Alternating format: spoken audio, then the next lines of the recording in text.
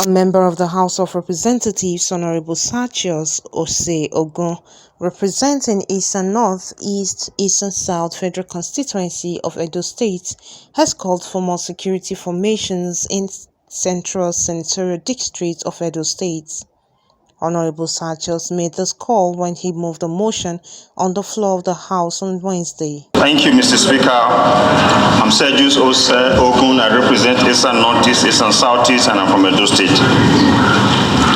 Need to beef up security formations in Edo Central Senatorial District of Edo State. The House notes that Section 14(2)(b) of the Constitution of the Federal Republic of Nigeria, 1999, as amended, provides that security and welfare of the people of Nigeria shall be the primary purpose of government.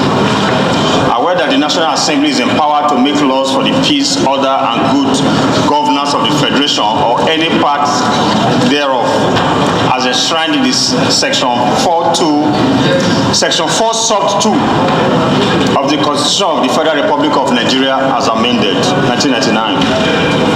The House is worried about the spate of kidnappings, armed robbery, attacks, and insecurity generally in the country, especially in the Edo Central Senatorial District of Edo State, thus leading to the loss of lives and properties, and is causing palpable fear and apprehension among residents. The House is informed that on Monday 9 January 2023, Mrs. Precious Aigbonok, the President of Customary Court, was kidnapped on her way to court around Ogoneki, Igwebe, local government area of Edo State. The House is also informed that former member of the Edo State House of Assembly, Mr. Festus Edugele, was also kidnapped on January 9, 2023 at Ogoneki, same Ogoneki town, on his way to board a flight to Abuja in Benin City. The House is disturbed that these sad incidents occurred 2 days after 20 train passengers were kidnapped at the Igwebe train station while waiting to board a train to Warri, Delta State. The House appreciates the concerted effort by the team of Nigerian Army and Nigerian Police Force, which led to the rescue of the President of the Igwebe Customary Court and Mr. Festus Edugele, as well as 18 out of the 20 train passengers kidnapped. The House is saddened by the death of DSP Michael Adams during the rescue operation by the Nigerian Army and the police officers as a result of gun duel with the kidnappers. The House is cognizant of the urgent need to beef up security formations in the entirety of Edo Central Senatorial District of Edo State to forestall kidnappings and eradicate other acts of criminality in Eastern Land and Edo State. The House is convinced that the setting up of a police mobile force base and a Nigerian Army barracks / forward operating base (FOB) within Edo Central Senatorial District will go a long way in weeding off perpetrators of crimes and criminality from Eastern Land and Edo State in general. The House resolves: 1. Observe a minute of silence in honor of the deceased police officer DSP Michael Adams, who paid the supreme sacrifice while in active service. 2. Urge the Inspector General of Police to deploy more mobile police personnel to Edo Central Senatorial District of Edo State.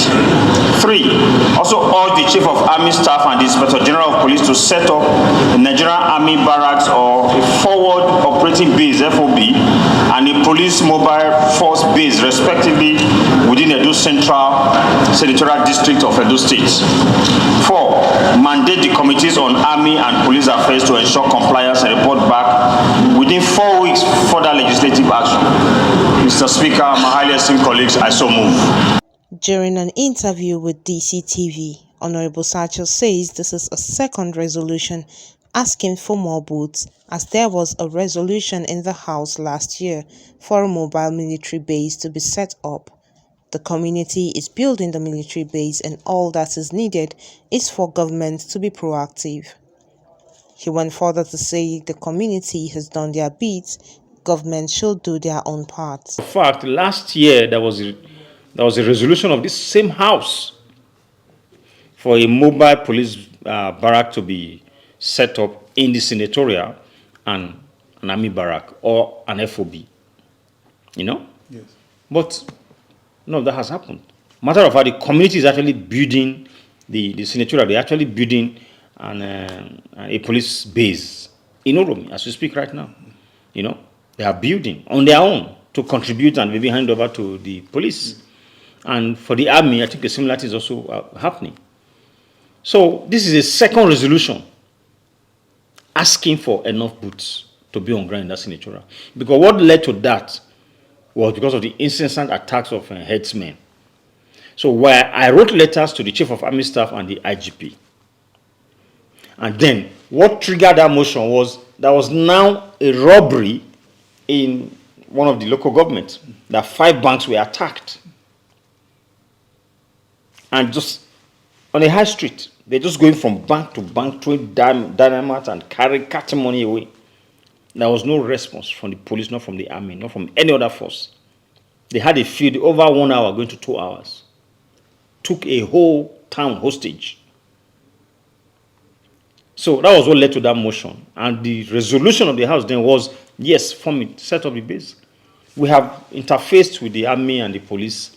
Yes, maybe they are doing something, but we haven't seen anything. But to the best of our knowledge, we haven't seen anything concrete, even though we have gone ahead to put structures in place in the senatorial to help them, because we believe they might have budgetary constraints. We are saying if we have enough boots on ground, it might deter these people from coming into the senatorial to do all manner of things and then just get away. You know, so the senatorial on their own have started building structures so that the army can have somewhere to occupy. The police will also have a place to stay. You know, so that's the essence of this motion today, to say the government should be proactive in send men. I have even built a part of my zonal intervention. I have built a civil defense office in the headquarters of my local government, Ubiaja. And I think the CG is coming to commission it this month. You know, they wanted a building with armory and all that. I have delivered that. I have built a fire office because it's a largely agrarian community. Yes. You know, I'll be senatorial. There's no single fire office in the whole senatorial. So part of my zonal intervention, I think 2 years ago, I built one. They're appealing to the Minister of Interior and the CG Fire to send a truck and men there has been an issue. A building built and ready, furnished. I mean, it shouldn't be like this. So that's what they say. That's why they are toiling. We are toiling the senatorial now to try and put a police barrack in place. The community donated land, you know, and then people home and abroad are raising money to build, you know. Then same for the army. We're just waiting for the approval. The land has also been given by one of the kings, you know. So we actually wanted to start building, but we're just waiting for them to give the nod to say, okay, we have agreed. You know? So this is community effort. So the government should do their own bit, you know, give the approvals and then support in any way. I mean, the last time I checked, we are still part of Nigeria, of course, where the community says we want peace in our community. We are ready to build, give you land and build. Just send men and equipment to occupy the place to provide peace. Like, this is one part of the Constitution that has been oversighted, Section 14(2)(b). The primary purpose of government is the security and welfare of the people. Comfort Olayinka, DCTV News.